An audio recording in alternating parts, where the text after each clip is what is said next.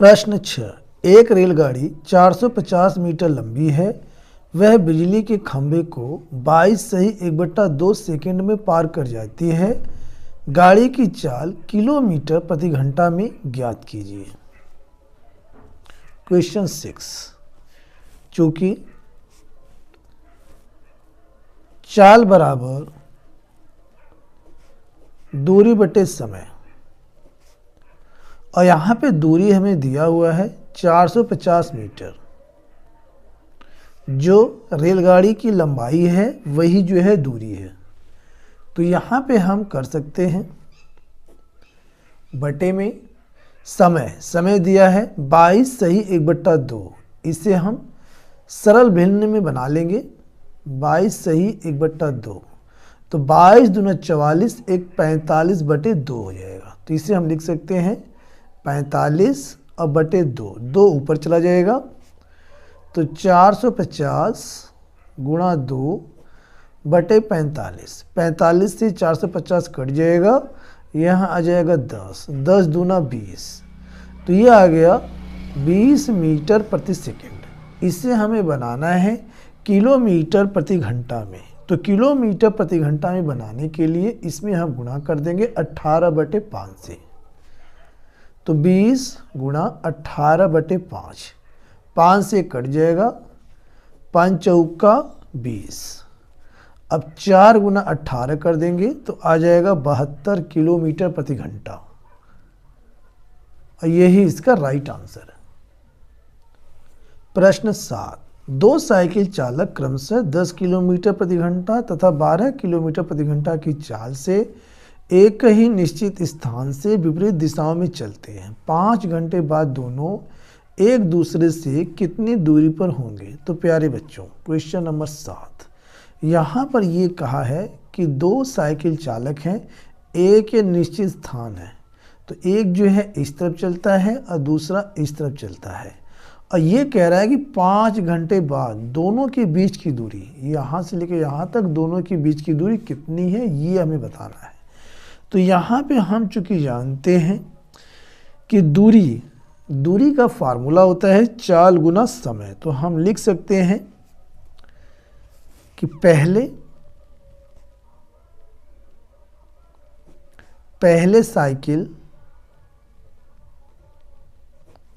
Cycle चालक द्वारा 5 घंटे में तय दूरी बराबर, और दूरी का फार्मूला होता है चाल गुना समय।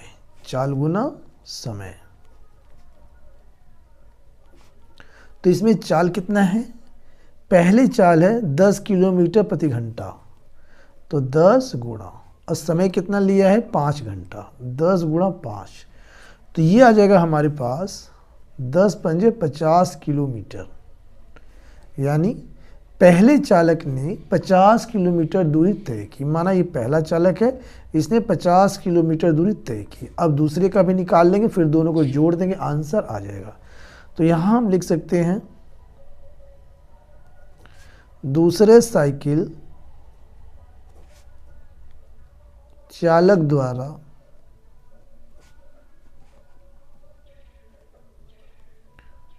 5 घंटे में तय दूरी बराबर। तो यहाँ भी दूरी का सूत्र है चाल गुना समय। अब की बार चाल है 12 किलोमीटर प्रति घंटा और समय वही है 5 घंटा। तो 12 पंजे 60 किलोमीटर, यानी दूसरे चालक ने 60 किलोमीटर दूरी तय की। पहले ने कितनी की 50 और दूसरे ने कितनी की 60 किलोमीटर। इन दोनों को जोड़ देंगे तो इनके बीच की दूरी आ जाएगी। तो यहाँ हम लिख सकते हैं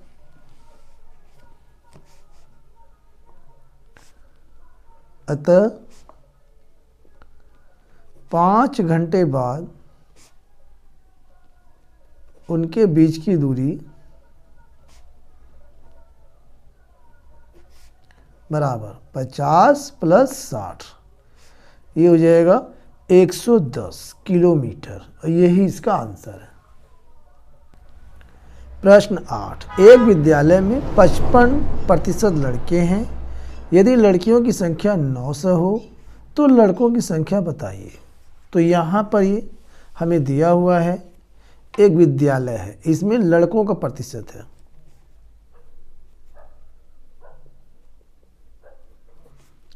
लड़कों का प्रतिशत ये हमें दिया हुआ है 55%। तब लड़कियों का प्रतिशत, तब लड़कियों का प्रतिशत 100 का होता है। 100 में से 55 घटा देंगे तो आ जाएगा 45%। और यहाँ पर हमें लड़कियाँ दिया हुआ है, कितना दिया है, लड़कियों की संख्या 900 है। तो यहाँ मान लेते हैं, माना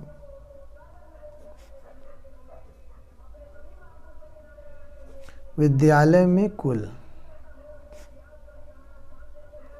छात्रों की संख्या बराबर x, और x का ही लड़कियों का प्रतिशत हम निकाल लेंगे। तो यहाँ पर हम कर सकते हैं,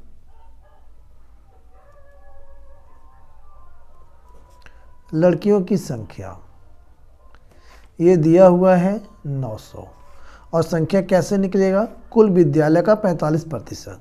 तो x गुना 45/100 बराबर 900। अब तिरछी गुना करेंगे तो x बराबर 900 गुणा 100/45। 45 से काटेंगे, 45 दूना 90, आ गया 20। तो यहाँ पे x आ गया 2000। तो हम कह सकते हैं विद्यालय में 2000 छात्र हैं। अब यहाँ हमसे क्या पूछा है, इसने पूछा है लड़कों की संख्या बताइए। तो यहाँ हम कह सकते हैं, अतः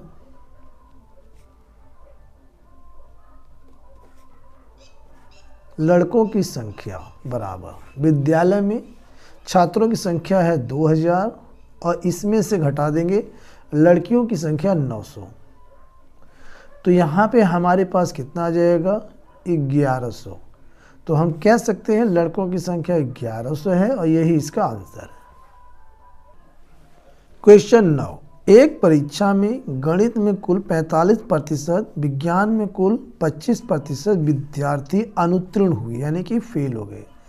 यदि 15% दोनों विषयों में अनुत्तीर्ण रहे हों तो कितने प्रतिशत विद्यार्थी उत्तीर्ण हुए, यही हमें बताना है।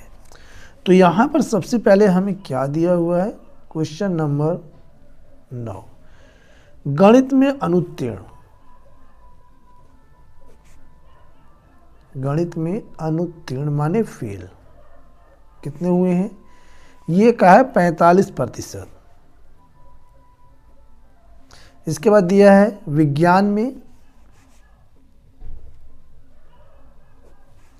विज्ञान में अनुत्तीर्ण, विज्ञान में फेल, ये दिया हुआ है 25%। इसके बाद कहा है दोनों विषयों में अनुत्तीर्ण कितने हैं, 15%। ठीक है, तो यहां हम लिख सकते हैं दोनों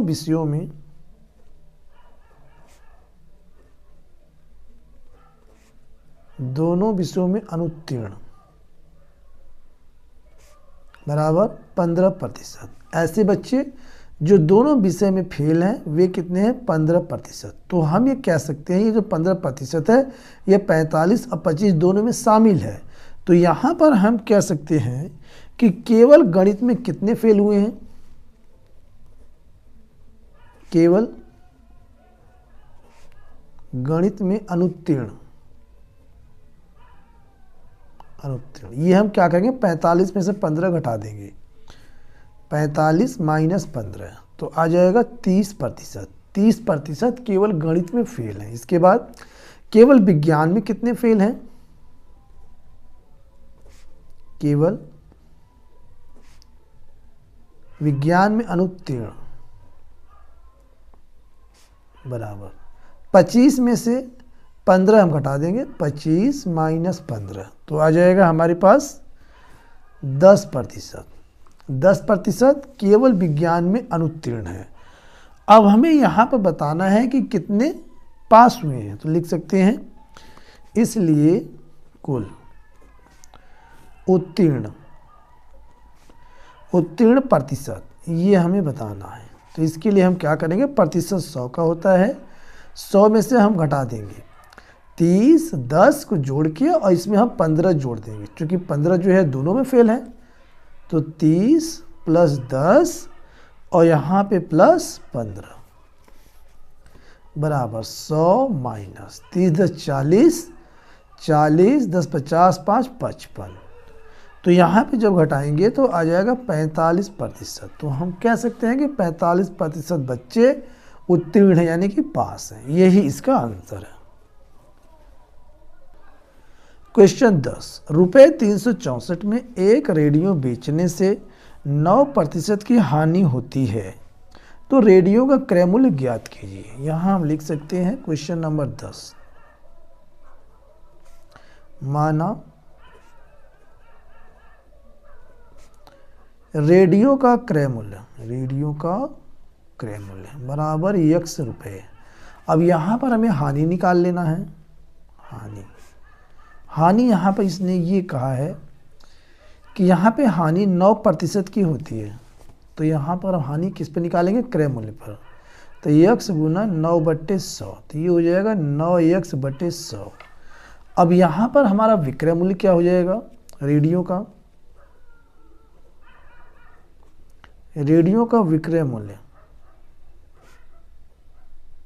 ये हो जाएगा, क्रय मूल्य में से हानि घटा देंगे, तो x - 9x/100।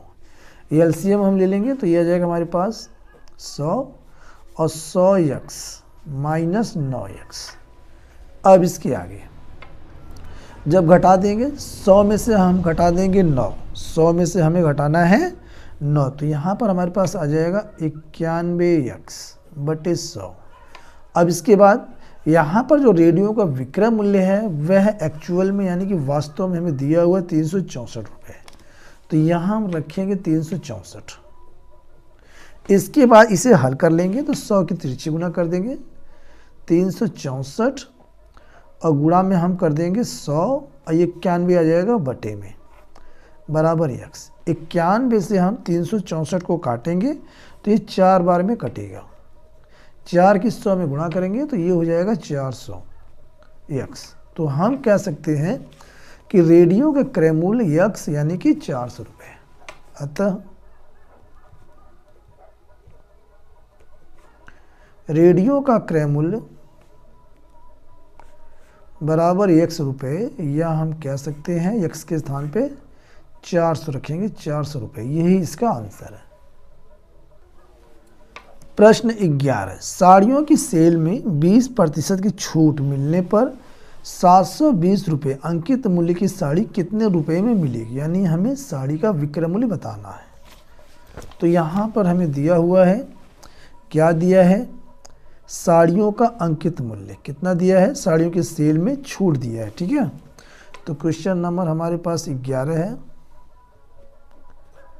साड़ी का अंकित मूल्य ये दिया हुआ है 720 रुपये, 720 रुपये, और यहाँ पे सेल लगी हुई है और छूट कितना है 20%, तो छूट हम निकाल लेते हैं बराबर 20%। अब छूट हमें निकाल लेना है, छूट बराबर 720 गुना 20/100, दोनों जीरो यहाँ कट जाएगा, 2 दूनी 4 और 2 सत्ते 14, 144 रुपये की छूट मिलेगी। तो कितने में हमें वह साड़ी जो है मिलेगी, तो यहाँ हम लिख सकते हैं साड़ी का विक्रय मूल्य, साड़ी का विक्रय मूल्य बराबर 720 में से हम घटा देंगे 144, यहाँ रफ में घटा के देख लेते हैं, 720 माइनस 144, 10 में से 4 गया 6 और 11 में से 4 जाएगा तो यहाँ पे आएगा 7, 6 गया 5, 576 रुपये। तो हम ये कह सकते हैं कि साड़ी का विक्रय मूल्य 576 रुपये है, और यही इसका राइट आंसर है। प्रश्न 12, किरण ने डाकघर में बचत बैंक खाते में रुपये 1600 जमा किया, उसने 30 वर्ष तक इसमें से कोई धन नहीं निकाला, 3 वर्ष बाद सारा धन निकाल लिया। बताइए उसे कुल कितने रुपए ब्याज मिले यदि डाकघर में ब्याज दर 5% वार्षिक चक्रवृद्धि हो। तो यहाँ पर हमें क्या करना है, क्वेश्चन नंबर 12 लिख लेते हैं, फिर यहाँ पे हम लिख लेंगे मूलधन, मूलधन यानी कि P। ये हमें दिया हुआ है 1600 रुपये।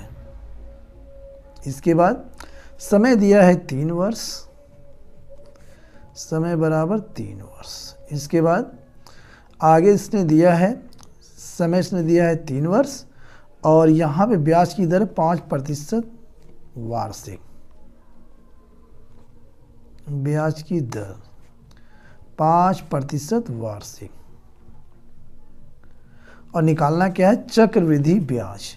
यहाँ पे क्या कह रहा है कि यहाँ पर कह रहा है कि कितने रुपए ब्याज मिले, कितने रुपए ब्याज मिले यानी कि चक्रवृद्धि ब्याज। तो यहाँ उसे ब्याज चाहिए, तो यहाँ पे हम कर लेते हैं क्वेश्चन मार्क।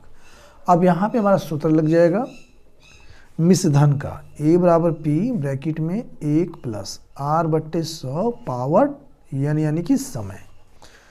तो यहाँ पे समय को हम n से दर्शाएंगे और दर को R से। इसके बाद स्टार्ट करेंगे। P यानी कि मूलधन 1600 है, ब्रैकेट में 1 प्लस R हमारे पास है 5/100 और समय है 3। इसे हल कर लेंगे तो आंसर हमारा आ जाएगा। 5 से इसे काट सकते हैं, 5 से कम 5, 5 दूनी 10।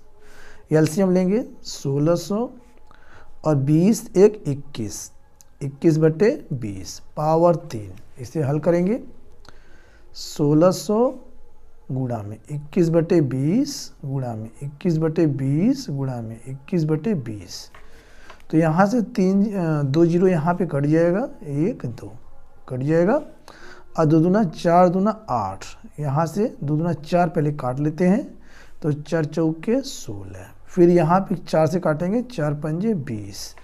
अब यहाँ पर हमें क्या करना है, हमें यहाँ पर सिंपल से ये कर लेना है कि 21 गुणा 21 गुणा 21। इसके बाद हमें 5 से इसमें भाग दे देना है, तो हमारा आंसर आ जाएगा 1852.20 रुपये। अब यहाँ पर हमें क्या करना है, हमें केवल निकाल लेना है ब्याज। तो हम यहाँ पर ब्याज निकाल सकते हैं। अतः यहाँ पे नाम क्या है, नाम यहाँ पे दिया हुआ है किरण। अतः किरण को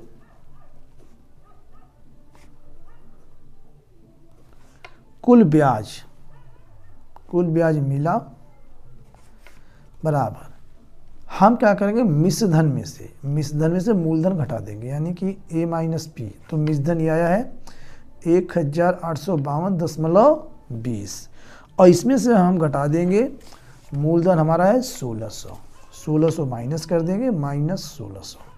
तो यहाँ पर हमारे पास आ जाएगा 252.20 यानी 252 रुपये 20 पैसे, ये उसे ब्याज मिला। यही इसका आंसर है। क्वेश्चन नंबर 13, माजिद ने डाकघर के सावधि जमा खाते में 5000 2 वर्ष के लिए जमा किया। 2 वर्ष बाद उसे कुल कितने रुपए मिले यदि ब्याज दर 8% वार्षिक चक्रवृद्धि हो। तो यहाँ पर हमें निकालना है मिश्र धन। क्वेश्चन नंबर 13, तो सबसे पहले यहाँ पर हमें दिया हुआ मूलधन यानी कि P, ये दिया हुआ है बराबर 5000 रुपये। और यहाँ पे समय दिया है, समय यानी कि n, ये दिया हुआ है 2 वर्ष। इसके बाद और क्या दिया है, यहाँ पे दर दिया है, दर यानी कि R, ये हमें दिया हुआ 8% वार्षिक। और हमें क्या निकाल लेना है, हमें निकाल लेना है यहाँ से मिश्र धन। यहाँ पर ये कहा है कि माजिद को कितने रुपए मिले, तो यहाँ हम लिख सकते हैं माजिद को रुपए 2 वर्ष बाद मिले, ये हेडिंग भी कर सकते हैं, मिले बराबर, और निकाल लेंगे हम इसका मिश्र धन। तो P ब्रैकेट में 1 प्लस R/100 पावर n। तो P माने क्या होता है, मूलधन जो कि 5000 है, 5,000 1 प्लस आर यानी कि रेट कितना है 8 है, तो 8/100 और समय कितना है 2। इसे हल कर लेंगे तो 5,000 और ब्रैकेट यहाँ पर हम काट सकते हैं 4 से, 4 दूना 8 ऐसे काटेंगे तो 4 दूना 8 4 पंजे 20, एलसीएम लेंगे 25 से कम 25 और 2 27, 27/25 अब पावर 2 आगे। अब 5,000 गुणा कर देंगे 27/25 और गुणा 27/25। अब इसके आगे, अब ये जो 5 जैसे तोड़ सकते हैं 50 गुणा 100 में, ठीक है, ये हो जाएगा 27 गुणा 27। अब इसके आगे 25 गुणा 25, 25 से 50 काटेंगे 25 दूना 50 और 25 चौका 100, तो 4 दूना 8 यहाँ पर हम निकाल सकते हैं 4 दूना 8 गुणा में 27 गुणा 27। इन तीनों की जब हम गुणा करेंगे तो यहाँ पर हमारे पास उत्तर आएगा 5,832 रुपये। यानी हम कह सकते हैं कि माजिद को 2 वर्ष बाद 5,832 रुपये मिलेंगे। यही इसका राइट आंसर है। Thanks for watching.